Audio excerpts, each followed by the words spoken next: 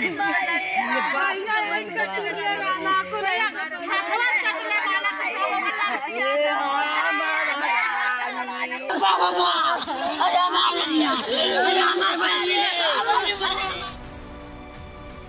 बेटी बिलख रही थी, चीख रही थी, रोते रोते जमीन पर गिर गई थी।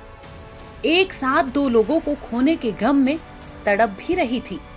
अपनी माँ और छोटी बहन के मर्डर के बाद इस लड़की को संभालना मुश्किल हो रहा था। एक घर में दो दो लाशों को ढोने वाला कंधा भी बिलख रहा था। डंडे का सपोर्ट लिए एक बुजुर्ग अपने घर की बेटी को सांत्वना भी दे रहे थे। और तो और बेबस दादा करते भी तो क्या करते।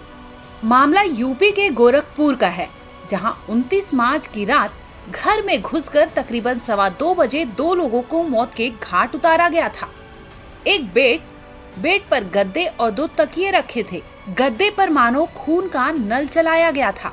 खून इस तरह से बहने लगा कि घर में फर्श पर खून ही खून नजर आ रहा था। इसके बाद आगे बढ़ा गया तो उस कमरे में एक लाठी भी बरामद हुई। उस बिस्तर पर कोई सोया था जिसे लहूलुहान हाल में पाया गया था। खून से सने कमरे में 40 साल की पूनम और 12 साल की उनकी छोटी बेटी अनुष्का बेसोच जमीन पर पड़ी हुई थी। जानकर हैरानी होगी कि उस कमरे के बगल में पूनम की बड़ी बेटी सोई हुई थी। जब घर में अचानक हो हल्ला मचा तो उसकी नींद खुली और उसे एहसास हुआ कि कुछ तो गड़बड़ हो रहा है। खुशबू ने जब माँ की आवाज सुनकर चिल्लाना शुरू किया तो हमलावर उसका दरवाजा तोड़ने की कोशिश किए, लेकिन वो नाकाम रहे। इसके बाद वो चीखने चिल्लाने लगी, जोर जोर से कह रही थी, पुलिस को फोन किया है, तुम लोग बचोगे नहीं। ये सुनकर वहाँ से कातिल फरार हो गए थे। इतने में वहाँ मौजूद लोगों ने फौरन पुलिस को सूचना दे दी थी। आखिर यूपी के गोरखपुर में माँ बेटी की हत्या कैसे और क्यों की गई थी और इस हत्याकांड के पीछे वजह क्या थी? बता दे, पूनम का घर गांव से बाहर बना हुआ था। सामने से गांव के अंदर जाने वाली सड़क थी जिसके दोनों ओर खेत था। घर के पीछे भी खेत और एक तरह से ये घर गांव से 40 मीटर दूर था। घर में सामने दरवाजा और पीछे खिड़की थी। छत पर जाने के लिए सीढ़ियां बनी थी, लेकिन उसमें दरवाजा नहीं लगा था और ये केस मानो इसी पर आकर ठहर गया था। ये थाना चौरी चौरा के अंतर्गत लेट नाइट सूचना प्राप्त हुई थी कि एक घर में 2 महिलाओं की हत्या हुई थी। तत्काल मौके पर थाना प्रभारी और सदस्य अधिकारी मैं स्वयं भी यहाँ मौके पर आए थे और फील्ड यूनिट भी आई थी। उनके द्वारा भी यहाँ से फिंगरप्रिंट्स वगैरह उठाए गए हैं। इसके अलावा वैज्ञानिक तरीके से जो भी साक्ष्य उठाए जा सकते हैं, क्राइम ब्रांच और एसओजी को भी इसमें लगाया गया है और जो भी परिजन जिसके खिलाफ भी नामजद तहरीर देंगे और उसके आधार पर एफआईआर की कार्रवाई की जाएगी और शीघ्र उनकी गिरफ्तारी करके वो जेल भेजा जाएगा।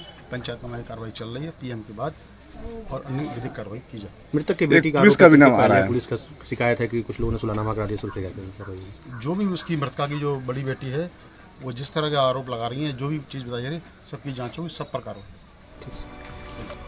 मृतक पूनम के ससुर रामजी की माने तो उनका कहना था कि जब वो घर पहुँचे तो कमरे में चारों तरफ खून ही फैला था। बिस्तर पर सोते समय दोनों की हत्या की गई थी। पूरे बिस्तर पर खून लगा था। खुशबू ने दरवाजा बंद कर लिया था, वरना हमलावर उसे भी मारकर चले गए होते। ससुर का कहना था कि बेटे की मौत के बाद बहू का गांव के एक युवक से अफेयर भी था। 4 महीने पहले पैसे के लेन देन को लेकर उससे झगड़ा हुआ था, जिसके बाद उनकी बहू ने उसके खिलाफ पुलिस में कंप्लेंट की थी, जिसकी वजह से ये हत्या हो सकती है। रामजी ने आगे बताया कि उनका बेटा रविंद्र निषाद 10 साल पहले ही उनकी मौत हो चुकी थी।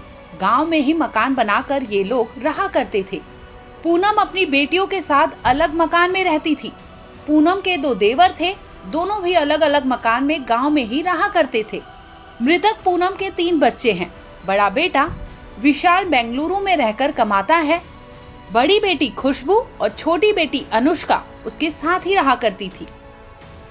वहीं पूनम की बड़ी बेटी खुशबू का भी बयान सामने आया है। उनका कहना है कि गांव के कुछ लोग थे, जिसमें उसने बताया कि गांव के कोटेदार बाप, बेटे और उनके कुछ सहयोगियों ने मिलकर इस कांड को अंजाम दिया है। इसके साथ ही रुपए हड़पने का आरोप भी लगाया है। बेटी खुशबू ने आगे बताया कि गांव के व्यक्ति पर पैसे हड़पने का आरोप तो है ही, लेकिन इस सब में उनका साथ लोकल थाने के एक सिपाही भी दे रहे हैं। हालांकि इस केस को लेकर पुलिस अभी तफ्तीश कर रही है। वहीं बेटी का आरोप है कि घर में दरवाजा नहीं लगा था, जिसकी वजह से छत के रास्ते से कातिल घर में घुसे और इस तरह से 2 मर्डर को अंजाम दिया था। बता दें कि इस केस में पीएम रिपोर्ट भी सामने आई है, जिसमें ये बताया गया है कि मां और बेटी के सिर की हड्डियां टूटी थी। कमर के ऊपर 7 से 8 घाव भी थे, यहां तक कि हथेली कटकर झूल गई थी। ब्यूरो रिपोर्ट, क्राइम तक।